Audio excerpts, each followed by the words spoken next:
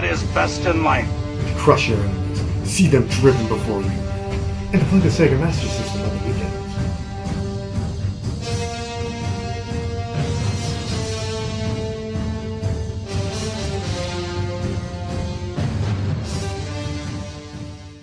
Figured we'd do things a little bit differently today. I just thought we'd relax and hang out for a bit and play some games, and one of my favorite genres are driving games, or racing games, however you want to put it. The point is, these games always help me kind of mellow out, and fortunately for me, the Master System has more than one. Let's get things started off with Hang On. Now, this cartridge, as you see, is double built, Hang On and Astro Warrior. And Astro Warrior is a fantastic shooter, and as much as I love shooters as well, throw this in, I might be stuck playing that all day. That's not today's topic. Fortunately, my version of the Master System happens to have Hang On built into it, so we're just going to go ahead and power this thing on and get right to it. Now, Hang On is a game by Yu Suzuki, and it's sort of a prototype to another game we're going to talk about later. But for now, we're talking about Hang On. The goal is simple. You're on a motorcycle, you drive down the course and try and hit checkpoints within a certain amount of time. And as you can see, there are other motorcycles on the course, and if they so much as slightly even bump into you, your bike explodes into a spectacular explosion, and you lose time. Now, there's 3 difficulty settings, then all that really does is add or subtract from the number of opponents on the track.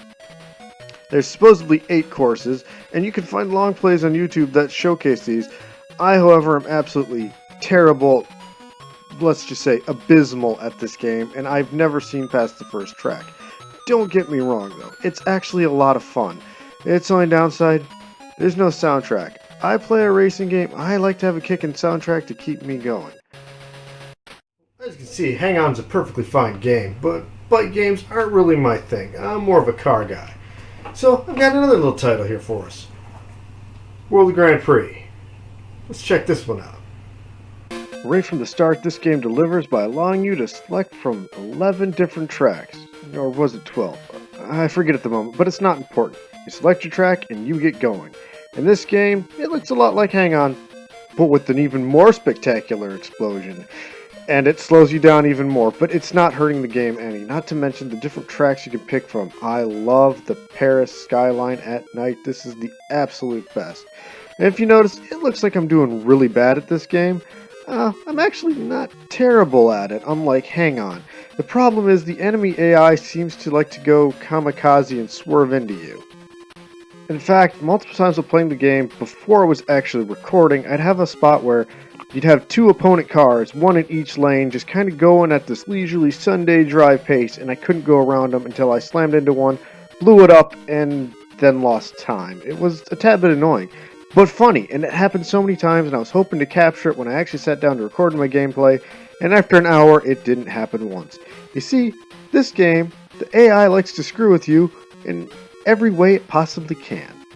As you can see, all the different tracks in this game are absolutely gorgeous to look at. As I've already stated, the Paris at night is my absolute favorite, but there isn't a one that's not just pleasing to the eyes and makes you want to drive it. Speaking of which, maybe I should explain how to play this game, and really all of them we're talking about. The 2 button accelerates, the 1 button brakes, pushing up on the D-pad will make you go into a slower gear, and pushing down will make you go into a higher, faster gear. Yeah, all the games pretty much play that way. But you know what's really cool about World Grand Prix? Much like games like Excite Bike and even Mach Rider, this game has a track editor. Actually, it's done in very much the same way as Mach Rider, but a far better game, let me tell you. And any racing game that has a track editor, well, that's phenomenal. I mean, how can you not love that?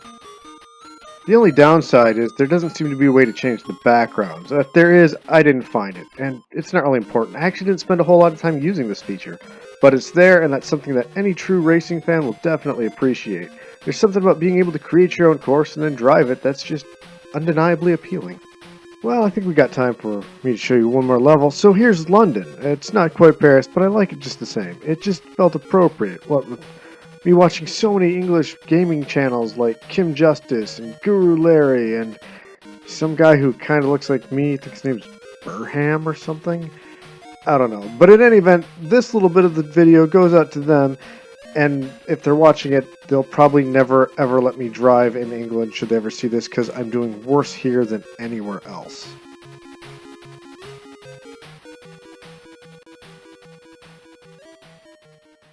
That was just painful.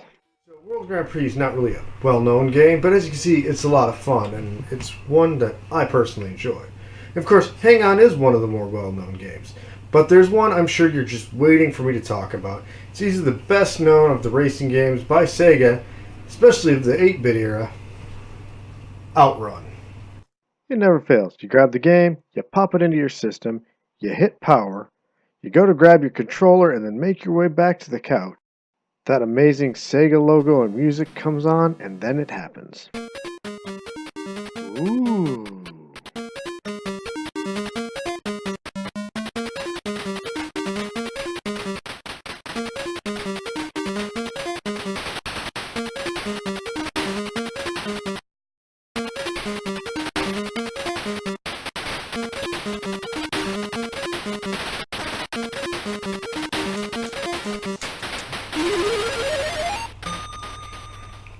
I don't own a lighter.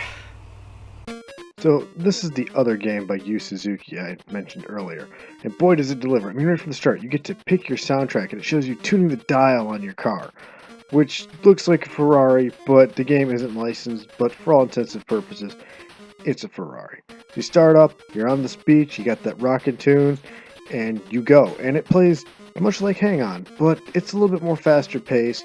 There's better graphics. You've got this nice rolling with the hills and the ground.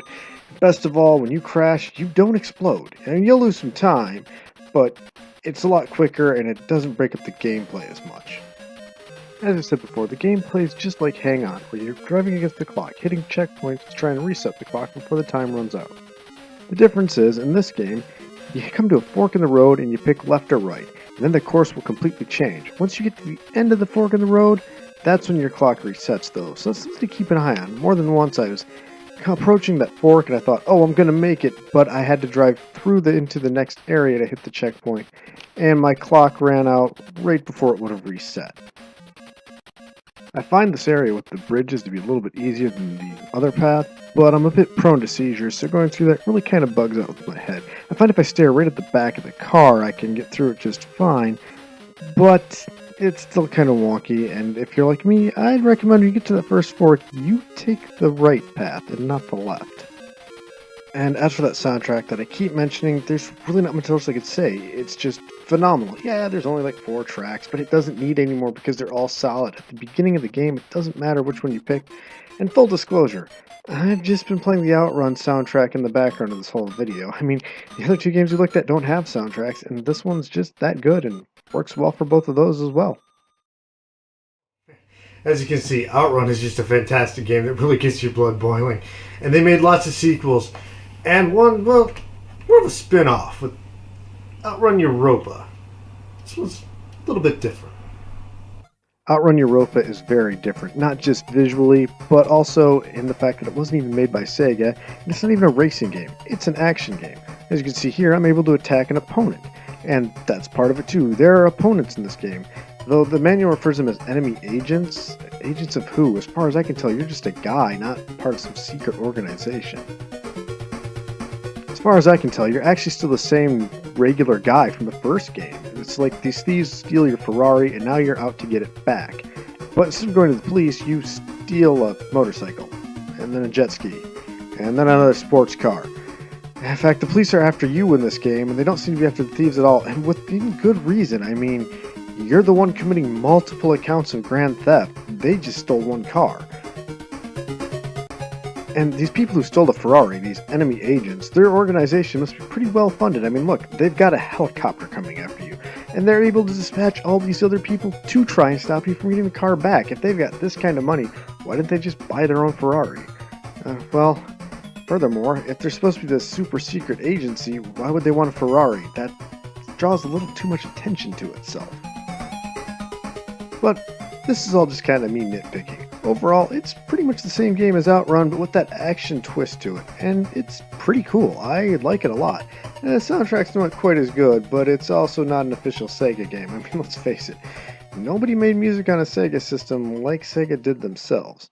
There you have it. Not one, but four amazing, fantastic driving games on the Master System. So if you're a fan of the 8-bit and you're a fan of driving games, you've got plenty to choose from. If you wanted my recommendation of just one, I'd be hard-pressed to give it to you. I'd definitely give the edge to Outrun. It's got that great soundtrack. But World Grand Prix, something about the gameplay I just love about that one, so it's a close second. Honestly, if you emulate, you might as well download all four. And if you're looking for a physical copy, doesn't matter which one you pick, you can't go wrong. Sure, some of them don't have soundtracks of their own, but you can put your own music on. So, find one of these however you choose to play them, put it on, and I will see you on the road. Till next time.